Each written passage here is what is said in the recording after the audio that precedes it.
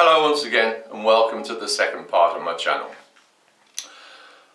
Today I'm going to talk about the origins of the Wharfhead, how I came to design it and why I came to design it. You've seen the first video which gives you a basic outline of how it all came to fruition. But I've got the paperwork in front of me and I think we'll go through it step by step. Right. First of all, I was born in Wentzfield on the Cannock Road, Wolverhampton, not far from the Molyneux. You could hear the Molyneux roar on a Saturday afternoon and the smell of Banks's beer and all that sort of thing. And I went to St Thomas's Church School in Wentzfield, and one of my main studies was art and design. I loved it. In them days, I mean, I was born after the war in 1947. In them days you hadn't got a lot to sort of do except read books or draw or read comics, Batman comics. There used to be a place of Horsley Fields in Wolverhampton where you could get your comics and exchange them. And strangely enough, Batman was one of my favourites, and if you look at the Batman sign, it pretty much resembles the wall sign that I did, and maybe that was put into my psyche reading the Batman books over the years, who knows. Anyway, it all started when there was a competition. I started going to the Speedway when I started work. A couple of mates of mine like bikes, started going to the Speedway at Monmouth Green in Wolverhampton, and there happened to be a competition on there. It was announced over the tannoy. They were looking for a new design for the bib because the bib designs they'd got at the time were pretty crude. Here's a pretty sample of what they'd got. If you look at the one design there, that's more or less what they were wearing at the time. A pretty crude design. Anyway, they put a competition out. For anybody really to come up with a new design for this Wharfhead logo for their bibs.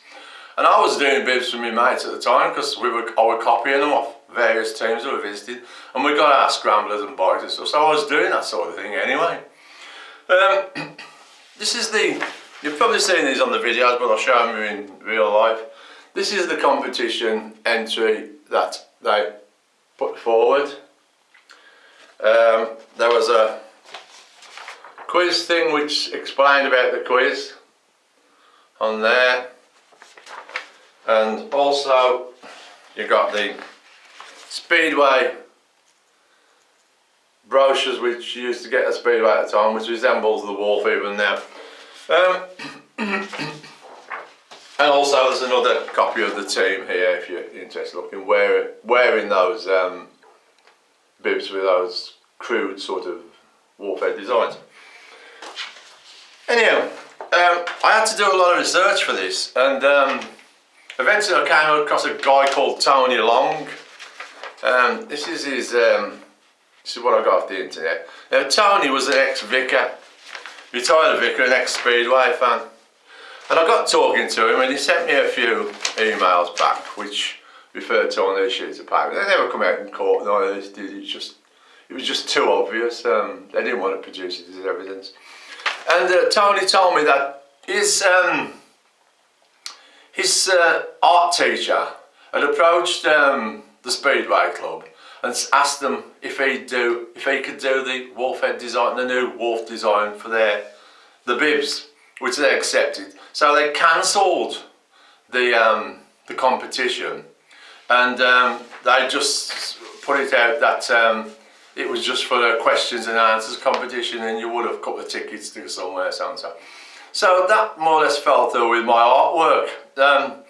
But my mum was always looking for competitions for me to do, bits and dabs here and there, and she came across this competition in the Chronicle on the same month at the same year, and she said to me, "Pete, well, you know that painting you've got, why don't you just enter this competition? You might win a tenner, 20 quid. Well, 10 or 20 quid then was a lot of money, believe you me, buy a lot of paint. So I did. So I got my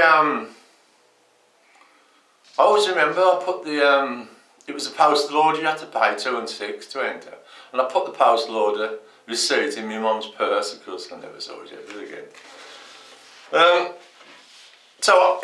I entered the competition, and so I never really thought about it. You never thought about these things unless you got something through the post or you won something. And I never heard anything more about it.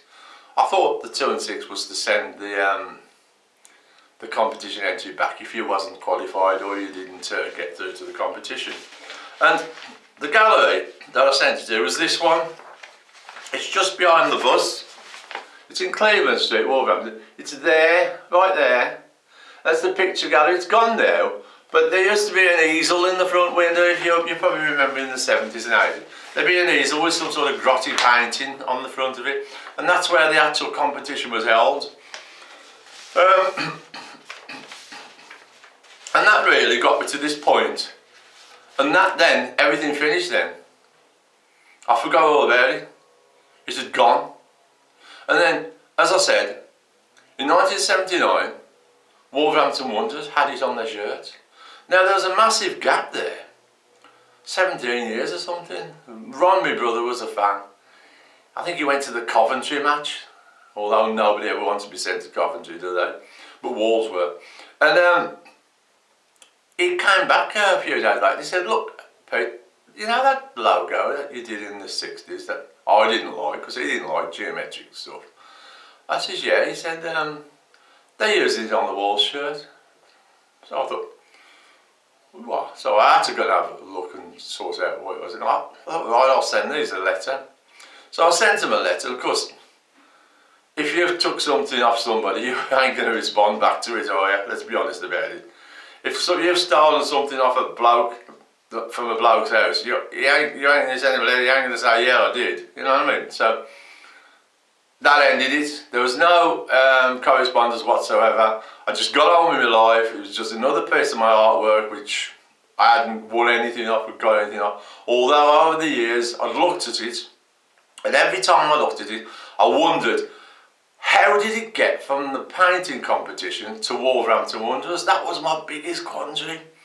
And if you look at the competition entry form, it's a Bernard Brett and an Alan Evans. No, sorry, it's a Bernard Brett and a B Brett and an I Evans. Well, I did an extensive amount of research on Bernard Brett, but I could never find the I Evans. And Bernard Brett was, I've explained that in the video, you can find out about him, you'll know all about it. It says about it, he worked at the Guildford School of Art and there was some fraudulent thing happened and all this sort of thing. But he was the one judge. And I always thought the other judge was a guy called Alan, and I went to bed one night and I thought, is there anybody at Wolves named Alan Evans? I started looking through the Wolves players from that, around about that scenario, and lo and behold, Alan Evans come up. It was Alan Evans, the footballer.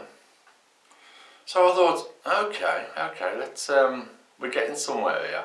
So if Alan Evans is a footballer, maybe Alan Evans is the link from the painting competition to Wolverhampton Wanderers in 1979. So until I actually did the research after I found the document at Dave's in 2014, I really strongly believed Alan Evans was the culprit who took my design to Wolverhampton Wanderers. But I looked through the documentation on the internet and there was an obituary of his late father. And strangely enough, his late father and his mother was still alive.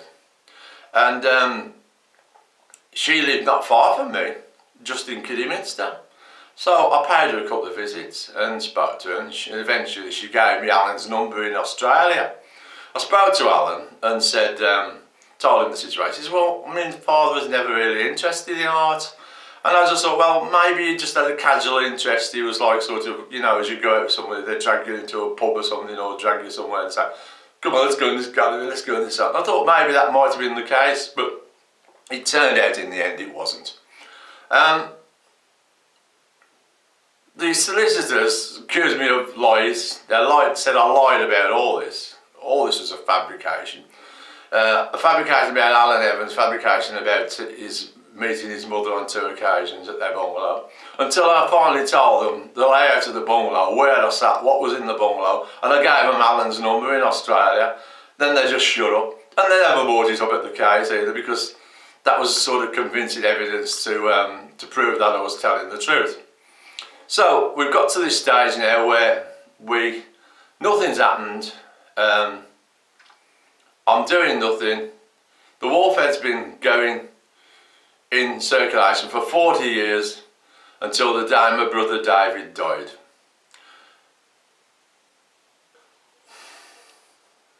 At this point, I think I ought to talk about Dave and his part in all this. Basically, we come from a family of 11 of us all together, with the old man and the old woman. 9 kids. Dave was the youngest of the 9 kids. When he was a young kid of about 5, he pulled a pot of scalding gravy on top of himself, which ended up in having skin grafts for years after, and eventually it made him short-sighted, and he was eventually registered as a blind person.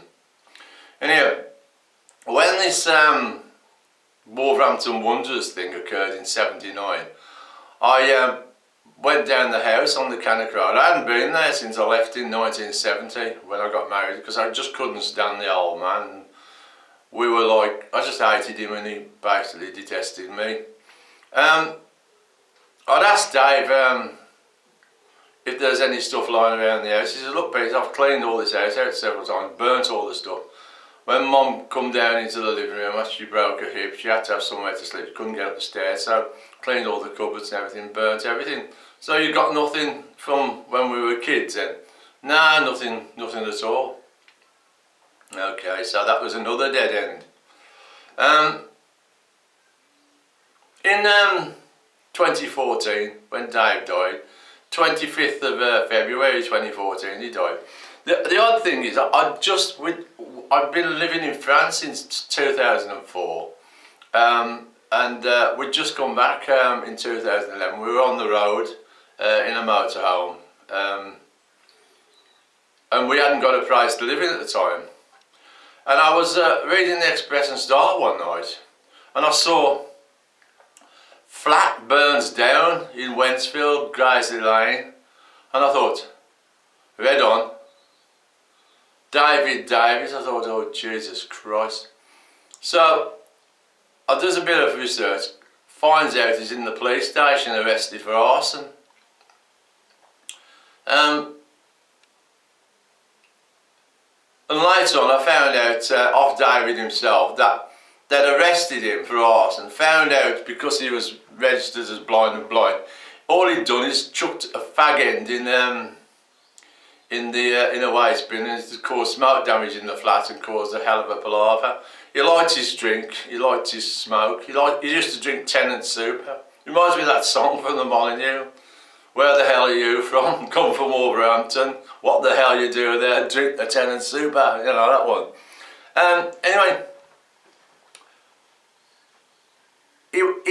when I lived in France, he'd often run me, tell me he loved me, and he'd complain about his knees, and I'd say to him, just go to the doctors and get it sorted out. Anyway, this got worse and worse, and then when they chucked him out of the police station, obviously he'd got nowhere to go, because he didn't know where I was. I found out, and I went scouring the streets for him in my little tow car I'd got on the back of my motor. I never found him. But he told me this story after, when he was found. I found him in the hospital, by the way, after. They'd thrown him out, the police had. He'd got nowhere to go. He'd gone in the local pub. Most of the tenants who lived in there were sort of unemployed, and they'd beat him up, left him on the street, and the ambulance come and picked him up, took him to the hospital, and said to him, we've done some tests on you, you've got terminal cancer. You got 3 months to live. I mean, what a shock, eh? So I took him to, I used to take him around his wheelchair, take him out the home where he was in, on the Techno Road somewhere, when he living his last few months. He'd have a fag go out, and then eventually he died. The council got in touch with me. And the reason why he lived in William Bentley Court is this, is my mum left him the house, right? But he met this woman, and this woman convinced him to sell the house, because it was a bit of a scruffy place. He did. He sold it for 25 grand eventually, and he bought a flat in Bilston which was 35 grand. So there was an outstanding mortgage on it. He hadn't got a job at the time, and he was a tiler. He couldn't get many jobs because of his eyesight. Anyway, he fell back on the rent on this flat, and they reclaimed it, whatever. And Dave ended up in this flat in William Bentley Court. Anyway, the council rung me up and said, "You've got to clean his rubbish out. We're going to empty the flat out. Anything you want, just go and get." So I met the concierge, went upstairs in the flat, looked around. It's smoke damaged. He hadn't got a lot. There's a few things lying around here and there. And I was just going to leave, and I said he'd got a guitar, old acoustic guitar, and a shitty little amp. And I thought, oh, I'll take that with me. There's just sentimental reasons, like, you know what I mean? And as I bent down, I noticed there was two cardboard boxes on the floor. And one of them had got a record of mine on there from the 1960s. It was Joe Brown, Picture of You. I thought, well, that's one of my records. He told me he hadn't got none of my stuff. So I says to my wife, pick that box up for us and I'll pick the other one up and take the guitar in hand.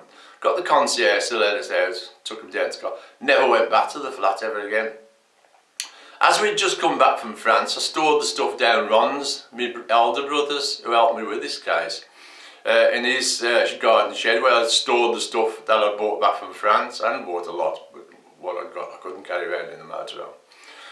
So there it lay for quite a few months until 2015, when we did eventually find a property, rented property. And once we got it all sorted out, I rang Ron. I says, "Ron, can I have some of this stuff from France out your shed?" While I was in the shed, I noticed the cardboard boxes from Dave. I put from Dave. I thought, I'll take them as well. A few weeks later, I started marching through these boxes, found them in a folder with my original Wolfhead design on, and a stamp album of Ron's with a few scribbles in there. And I don't know about you, but I've got this big belief in karma. I mean, if it hadn't been for that record being on top of that box in his flat, I'd have never picked it up. I'd have never bought it out. But I'm a big believer in you get your just deserves, and what comes around goes around. And it does to everybody eventually, believe me. Anyway, I thought, right, I spoke to Ron about it, and Ron says, well, I'll come and help you do research. So we went up the archives at Wolverhampton, which strangely enough I overlooked them all in there. Every time I went there, I'd got to look at this blooming Wolfhead, which was nagging and nagging and nagging away at me. And we went there for about 6 or 7 months, looking for the competition. You see, I knew I'd entered the competition. I knew it was in one of the Wolverhampton papers, either the Chronicle, the Express and Star, or the Bugle, the Black Country Bugle. Well, one of the concierges at the archive told me that the Bugle didn't start till 71, so that eliminated that, which was a good thing, because there was 4 chronicles a day put out to different areas, and one chronicle a week. In all, there was about 67,000 pages. I had to scan through every single page, look at it. And eventually, I found the competition, and I knew it was. As soon as I saw the competition, I knew it was it.